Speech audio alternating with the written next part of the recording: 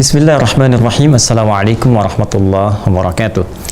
Alhamdulillah wassalatu wassalamu ala Rasulillah wa ala alihi wa sahbihi wa man walah wa ba'd. Saudara-saudariku dimanapun Anda berada, berjumpa kembali dalam kajian Aku Suka. Ayo kultum sejenak untuk berbuka. Alhamdulillah, bersyukur pada Allah Subhanahu wa taala kita masih diberikan kesempatan oleh Allah untuk menunaikan ibadah siam Ramadan sampai ke hari yang ketiga ini. Untuk itu kita awali dengan bermohon pada Allah Subhanahu wa taala, semoga Allah berkenan menerima seluruh amal ibadah yang kita tunaikan di siam Ramadan sampai detik ini dengan penerimaan terbaik insyaallah. Edisi spesial Aku Suka di tahun 1442 Hijrah menghadirkan bahasan tentang fikih sifat solat Nabi Sallallahu Alaihi Wasallam, dengan harapan kita bisa memperbaiki cara solat kita dan mendapatkan berbagai janji serta keistimewaan yang Allah telah tegaskan dalam Al-Quran serta Rasulullah Sallallahu Alaihi Wasallam detilkan dalam keterangan hadis-hadis beliau. Di dua pertemuan yang lalu kita telah uraikan tentang esensi solat, bagaimana Allah menjelaskan kepada kita, bahkan menegaskan secara tuntas bahwa esensi utama dari solat itu sebagai pembuktian kita sebagai hamba Allah Subhanahu wa taala yang telah berkomitmen untuk beriman, yakin pada Allah tanpa ragu. Dan pembuktian dari keimanan itu dibuktikan lewat solat yang kita tunaikan. Untuk itu penting bagi kita mengecek keadaan iman kita dalam setiap pergantian waktu di setiap hari. Subuh, zuhur, asar, maghrib, isya, gambaran pergantian situasi dalam setiap hari. Dari subuh berpindah ke siang, siang ke sore, sore menghilang datang maghrib, maghrib menghilang datang isya. Dalam setiap suasana itu apakah iman kita masih ada? Karena Nabi pernah memberikan isyarat ada orang-orang yang subuhnya beriman, sorenya bisa kufur, atau sebaliknya. Dan perbedaan antara iman dengan kufur dan musyrik itu karena lawan dari iman adalah kufur dan syirik, maka terletak kepada sholatnya. Jika sholat benar kita tunaikan, pertanda iman dalam kebaikan. Dan iman yang baik itu yang melahirkan rasa aman dalam kehidupan, ketentraman, kedamaian, dan limpahan karunia. Di balik itu pun ada keutamaan-keutamaan sholat yang telah kita uraikan di hari kedua kemarin.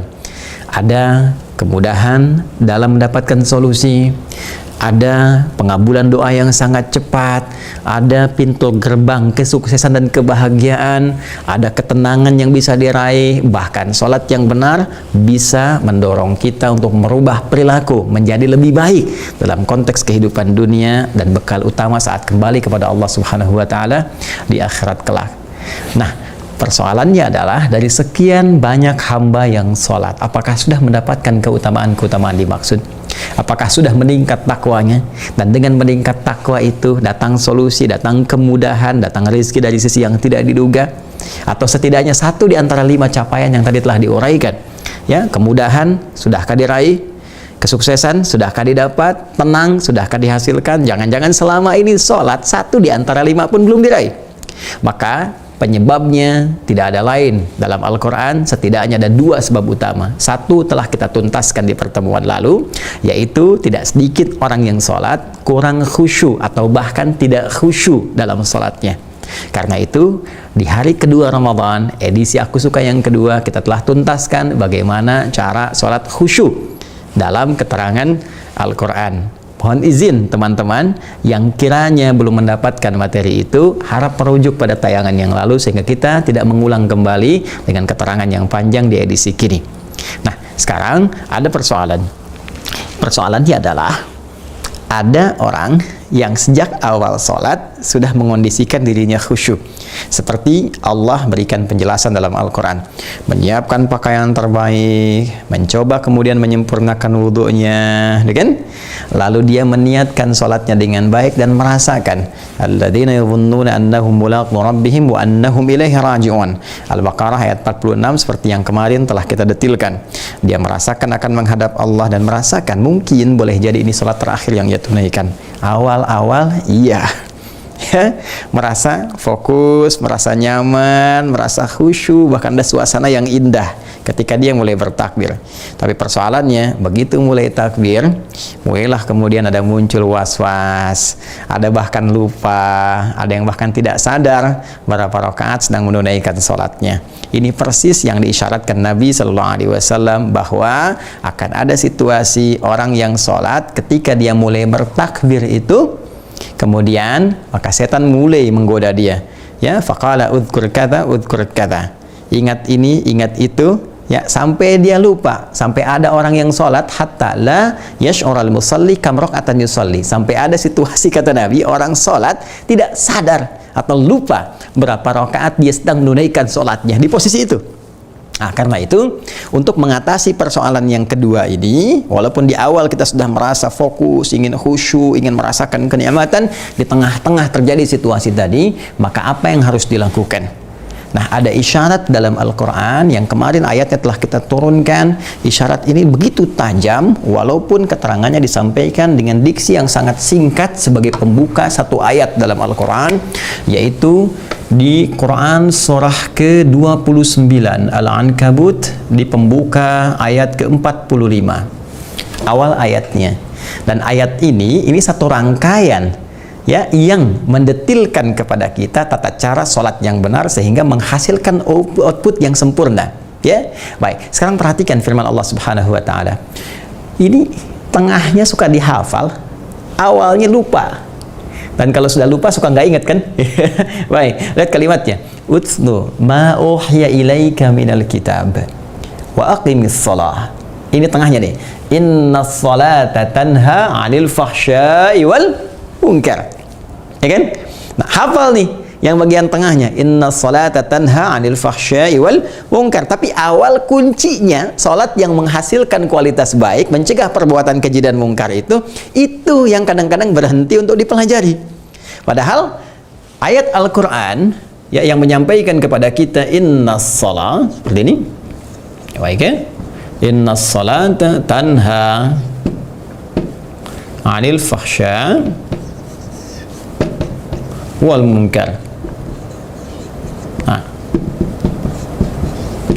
ini kan didahului oleh satu pembuka ayat, dan itu kuncinya. Baik, ya? Nah, sekarang kita terjemahkan dulu ini, ya, sebelum kita sampai ke awalnya. Perhatikan baik-baik. Innas shalah, inna pakai huruf taukid. Ya, inna harfu nasbin wa taukidin tansibul isma wa tarfa'ul khabara mabniyun 'ala as-sukun 'ala al-fathi, mabniyun 'ala al-fathi la mahalla lahu min al-i'rab. Baik, inna harfu nasbin wa tauqid. Inna itu termasuk huruf nasab. Kalau dalam fungsi i'rab, nasab itu memberikan harakat fathah kepada kalimat setelahnya. Jadi kalau setelah inna, ya, ada isim, ada kata benda, ini harakatnya pasti fathah. Inna salat, ya, sepanjang dia mufrad. Baiknya tunggal. Tapi dalam ilmu loghah, nasab juga berarti menancapkan sesuatu dengan kuat tanpa goyah. Ini sering saya uraikan. Ya, seperti orang Arab mengatakan nasabar rajulu asahu fil ardi. Ya, seorang lelaki menancapkan tongkatnya di bumi, di tanah dengan kuat sampai nggak goyah. Itu nasab. Ya, jadi kalau ada huruf nasab, bukan sekedar menyampaikan harokat setelahnya. Kalimat setelah yang terletak setelah inna, harokatnya fathah. Bukan hanya itu, tapi ingin menegaskan informasi yang disampaikan, tancapkan kepada jiwa, jangan goyah. Jelas, ya?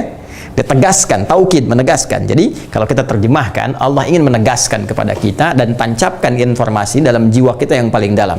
Innas shalah, sungguh salat yang ditunaikan dengan benar itu. Ingat, ada alif lamnya di sini. Nah, ya. Ma'rifat sifatnya, alif lamnya ta'rif. Beda kalimat yang menggunakan alif lam dengan tanpa alif lam. Jika kalimatnya tanpa alif lam seperti ini, salat, ini nakirah namanya. Nakirah itu umum, ya, punya makna bebas, luas. Jadi kalau kalimat salatnya nggak pakai alif lam, inna shalah, maka pemaknaannya salatnya bebas, nakirah umum. Mau cepat, mau lambat, mau sesuai aturan, mau tidak, yang penting salat.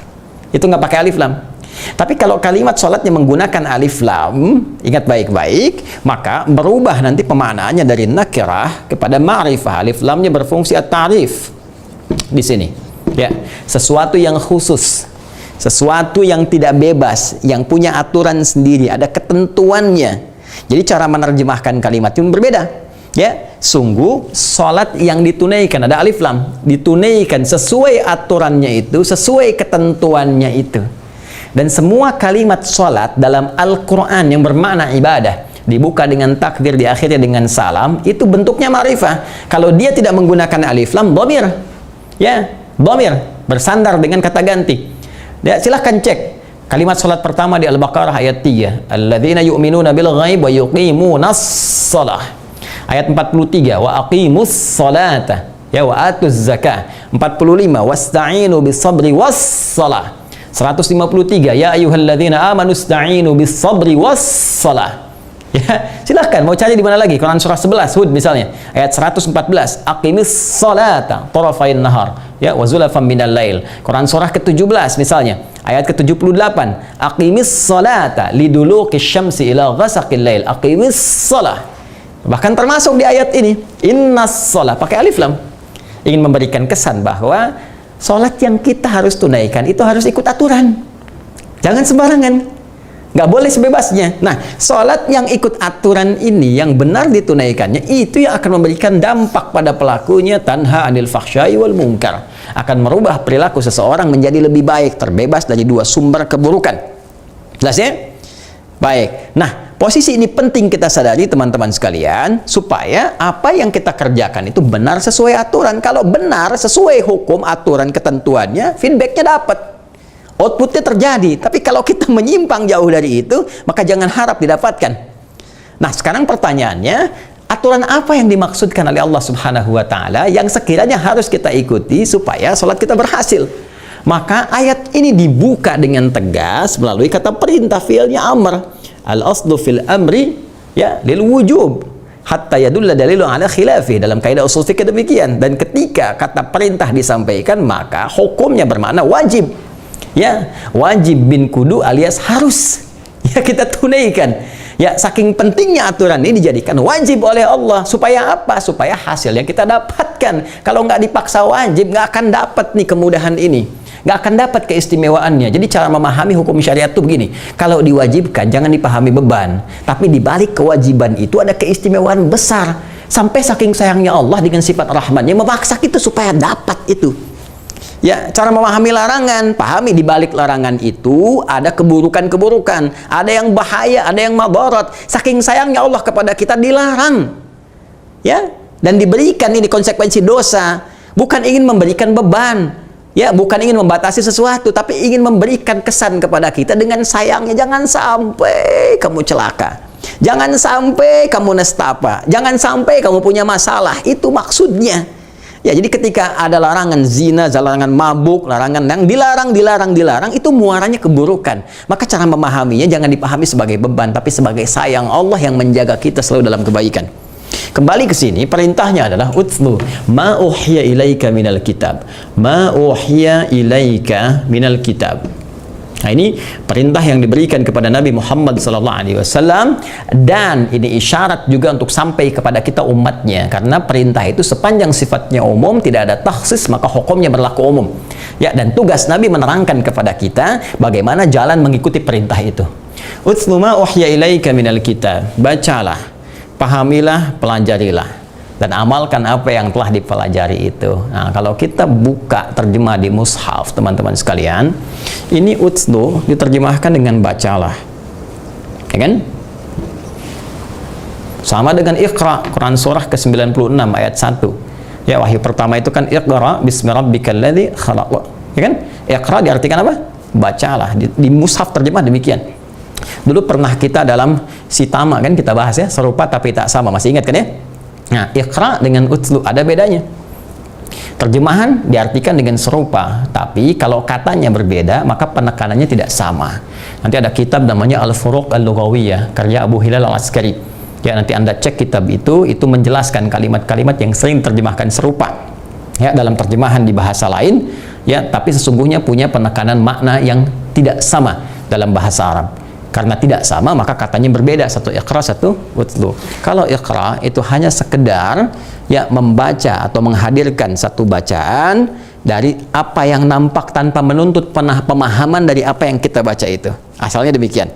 Ya, jadi membaca sesuatu tanpa menuntut pemahaman dari apa yang dibaca, atau menghadirkan sesuatu yang diingat tanpa menuntut pemahaman dari apa yang kita ingat.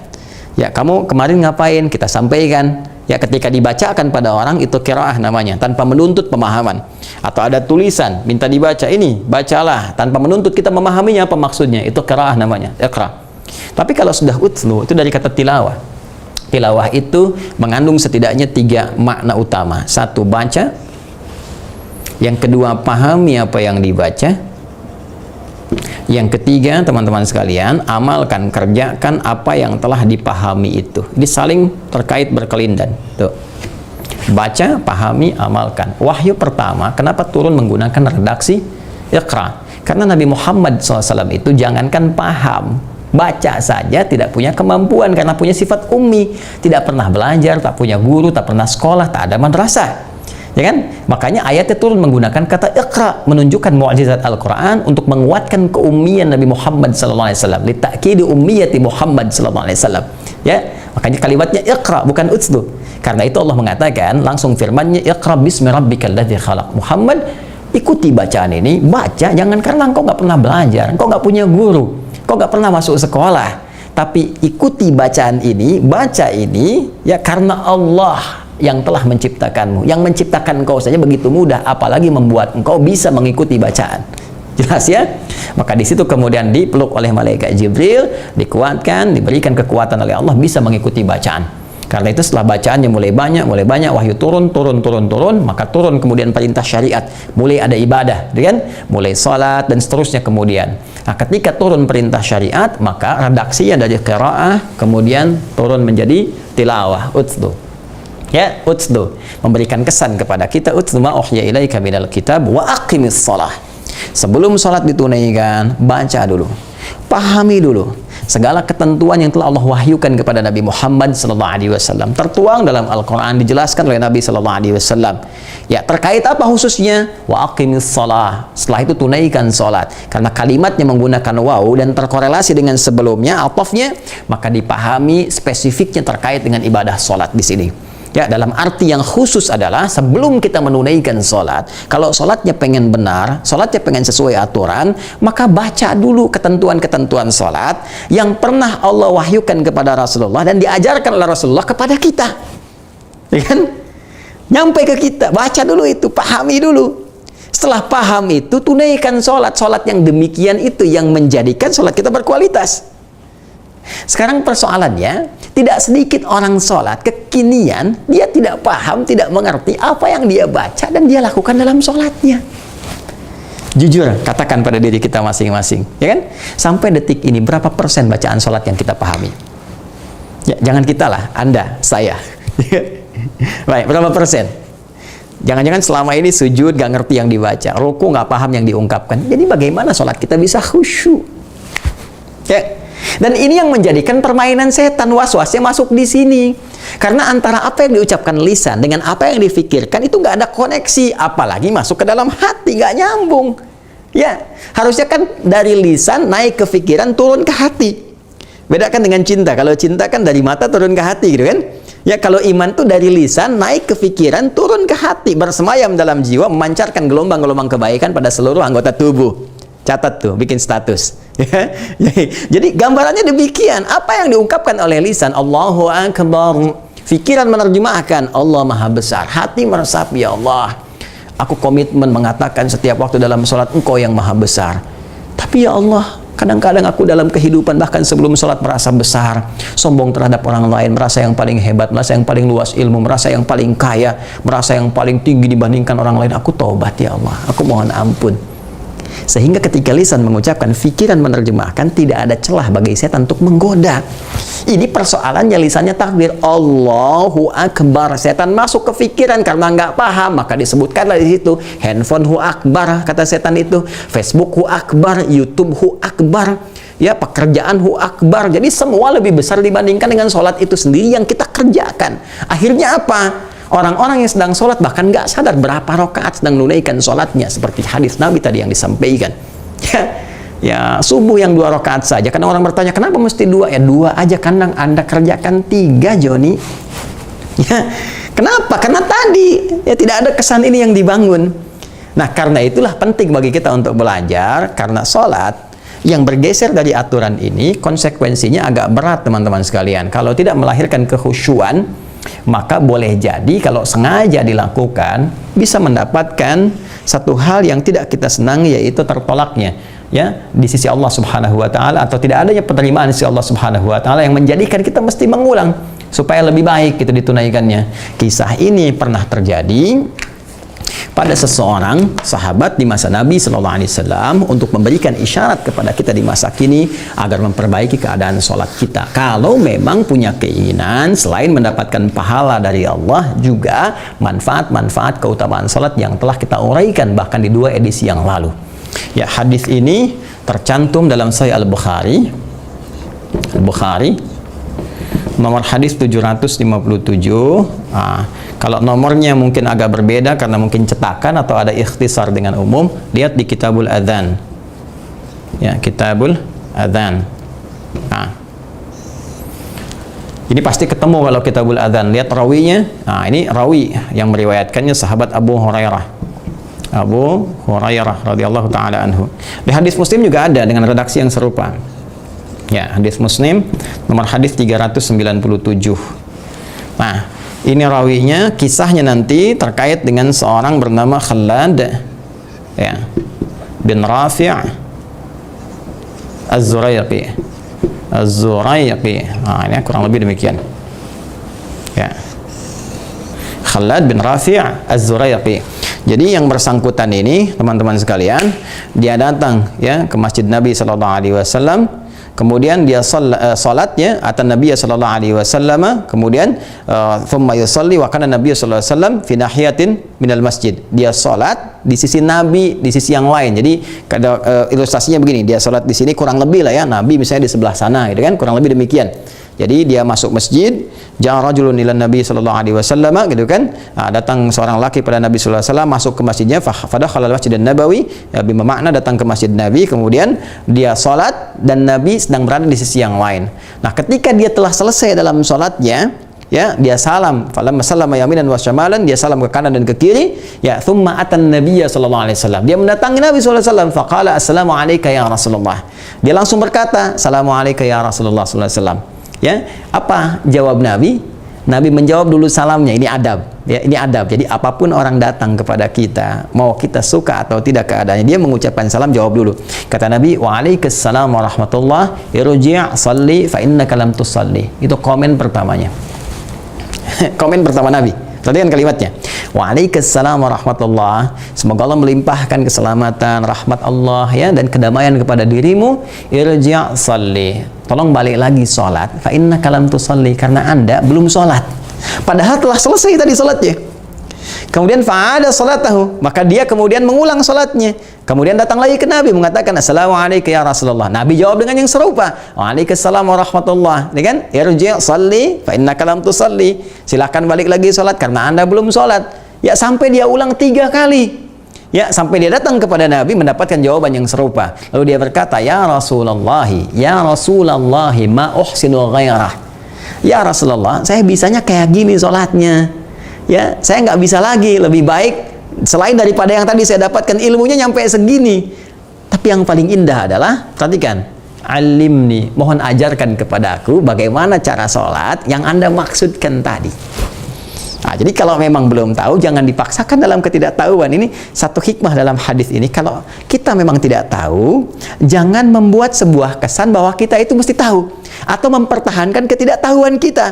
Ya, ngaku-ngaku tahu atau bertahan dengan ketidaktahuan, di belakang buka Google misalnya. Tidak, ya jelaskan apa adanya aja supaya tidak menimbulkan beban, apalagi dalam ibadah bisa keliru nantinya. Ya, karena itu di sini dengan sangat indah dikatakan alim nih, mohon ajarkan saya Rasulullah. Nah, pengajaran inilah yang menjadi detil kepada kita bagaimana Nabi menuntun cara sholat yang benar dari awal sampai dengan akhirnya.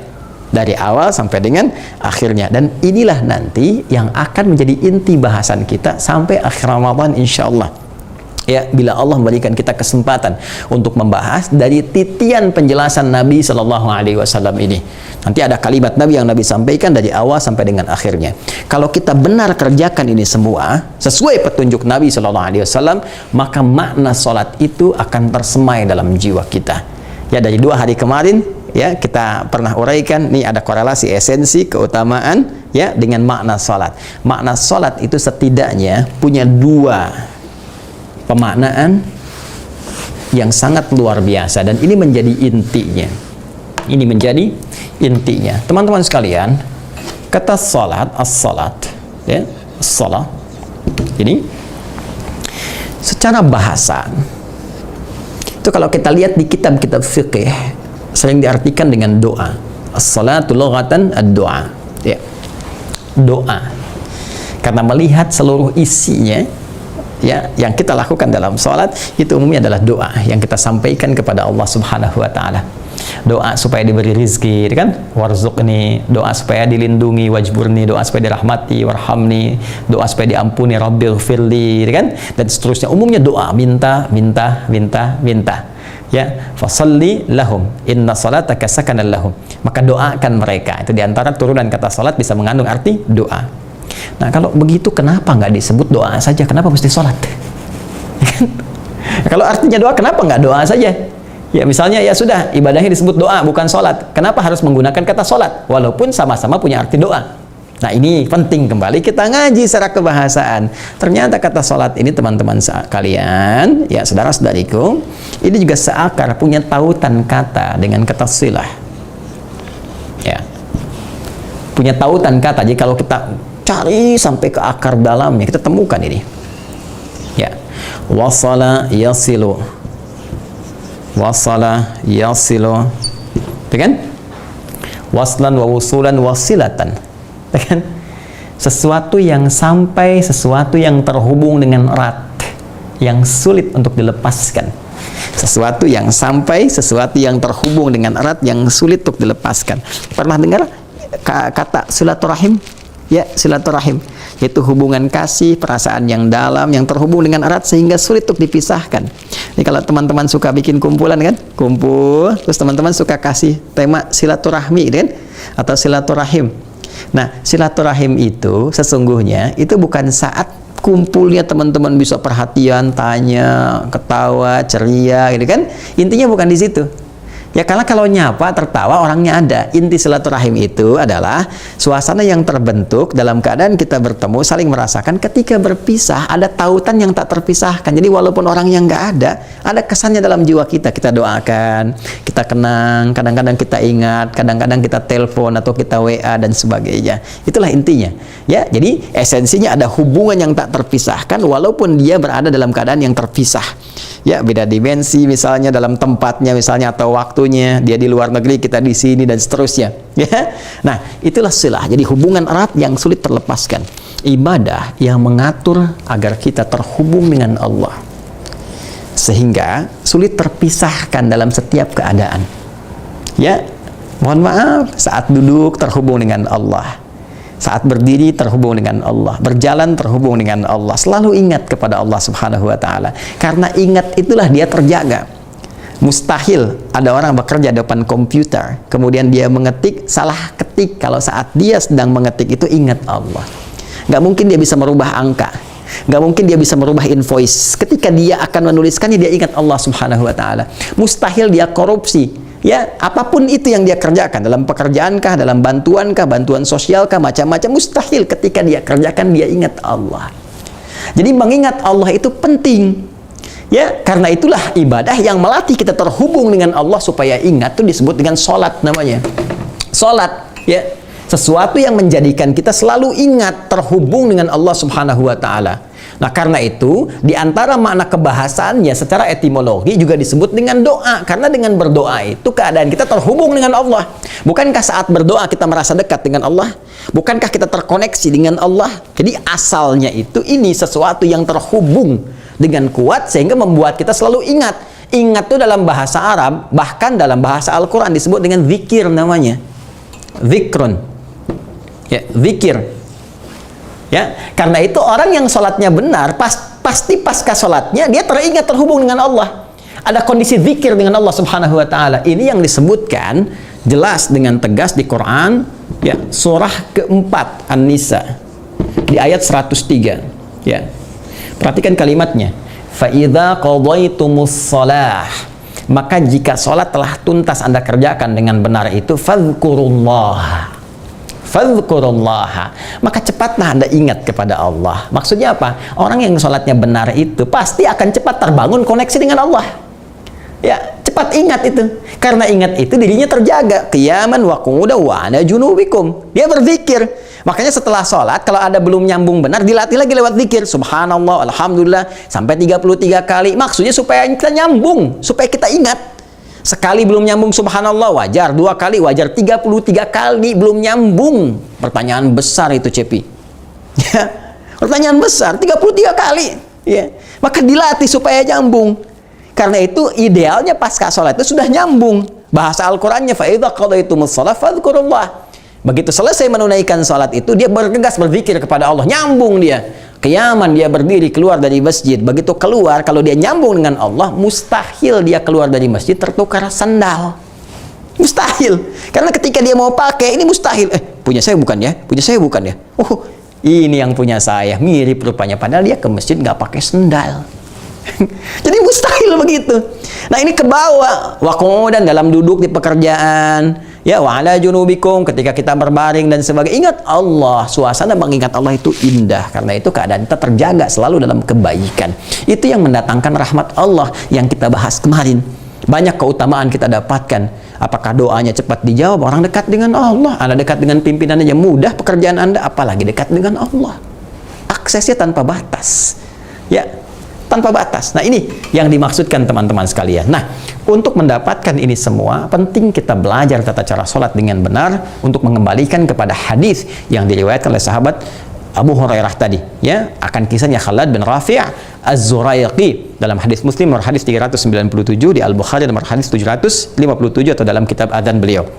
Nah, bagaimana kalimat Nabi, komen beliau ketika mengajarkan Khalad bin Rafi' Az-Zuraiqi ini?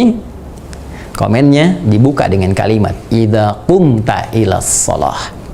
Kata beliau, saudaraku, jika Anda ingin menunaikan salat dengan benar. Versi terjemahannya, ya kan? Idza qumta ilas shalah. Jika Anda ingin menunaikan salat dengan benar, dengan sempurna. Ya, aqama yuqimu, aqamtu qama, ya, yaqumu, qumtu. Baik, jadi qama itu tegak berdiri sempurna. Kalau kita katakan dalam bahasa Arab, berdiri sempurna, qiyam. Ya, sesuatu yang menunjukkan kesempurnaan, tegak, sempurna. Aqama berusaha menegakkan diri dengan sempurna. Ya, yuqimu, iqamatan. Makanya sebelum kita menunaikan salat, senantiasa kalimat salat di Al-Quran kadang-kadang diiringi dengan turunan kata aqama yuqimu. Yuqimu, jamaknya yuqimun, wa yuqimunas shalah. Dan orang-orang yang menyempurnakan salatnya. Kita bertanya bagaimana menyempurnakan salatnya? Kata Nabi, idza qumta ilas shalah, jika salatmu ingin sempurna, engkau tunaikan dengan benar, maka aturan pertama, fa'asbighil wudu. Fa'asbighil wudu. Sempurnakan dulu wudumu. Tuh. Kata sebagian ulama mengomentari hadis ini kok yang bermasalah salatnya, yang dikomen wudunya. Maka boleh jadi ada korelasi yang sangat dalam antara sholat dengan wudhu. Kalau tadi Khalad bin Rafi' Az-Zuraiqi yang salah dalam sholatnya, Nabi akan langsung tunjukkan, ini keliru di sini. Tapi ketika menyebutkan wudhu terlebih dahulu, menegaskan satu korelasi, ada satu hubungan yang sangat erat antara wudhu dengan sholat. Jadi kalau ada orang wudhu nggak sempurna, sudah nggak benar wudhunya, ini udah bisa dipastikan pasti sholatnya pun bermasalah. Jadi wudhu itu penting. Silahkan cek deh kalau ada orang wudhu nggak benar, ya, takut, ya kan, ya, kemudian kaki cuma begini, tangan coba cek selesai, itu pasti sholatnya bermasalah. Karena itulah ulama menempatkan wudhu sebagai syarat utama sebelum menunaikan sholat, walaupun dia bukan bagian dari rukun sholat, tapi menjadi syarat. Kalaupun sholatnya benar ditunaikan dari awal sampai akhir, sampai nangis berlinang air mata, ya Allah, sujudnya lama, sampai salam bagus, tapi nggak wudhu, maka tidak sah sholatnya. Ya, karena wudhu pengantar sahnya sholat, dan nanti hikmah wudhu ada kaitan erat dengan makna-makna sholat. Karena itu dia disebut wudhu. Nanti kenapa kemudian yang pokoknya ada 4? Kenapa yang satu dibasuh redaksinya, yang satu cuma diusap? Dan kenapa kemudian ditutup dengan doa yang sangat indah? Apa hikmah di balik itu semua? Ada rahasia besar di balik wudhu yang mengantarkan kita pada kesempurnaan sholat.